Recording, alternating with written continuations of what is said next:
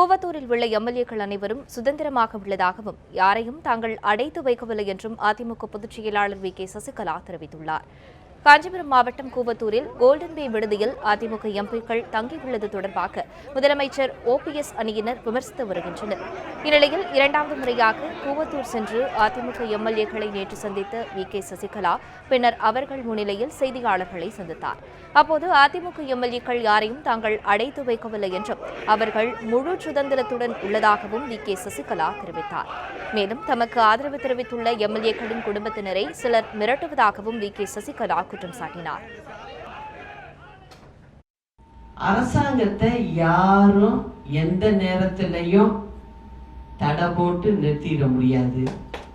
இந்த 129 சட்டமன்ற உறுப்பினர்கள் ஒரு கடல். இதை யாராலும் தடுப்பணை போட்டு தடுக்க முடியாது.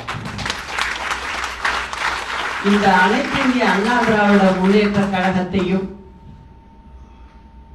அதனுடைய ஆட்சியையும் எந்தவித முயற்சி செய்தாலும் அதில் பலன் ஒன்றும் இல்லை. அவர்கள் நிச்சயம் தோற்று போவார்கள். நேற்றை விட இன்று உங்களை பார்க்கும்போது எனக்கு எல்லாமே சிங்கங்களாக மாறிட்டீங்கன்னு நான் நினைக்கிறேன். அதனால 129 சிங்கத்தோட இது ஒரு சிங்கம். அதனால நம்மளை யாரும் எதுவும் செஞ்சிட முடியாது. நம்ம யாருக்கும் பயப்பட வேணாம். நம்ம கிட்ட வலை போட முடியலைன்னா நம்ம குடும்பத்துல போய் இருக்கிறவங்கள்ட்ட வலை போட பார்ப்பாங்க.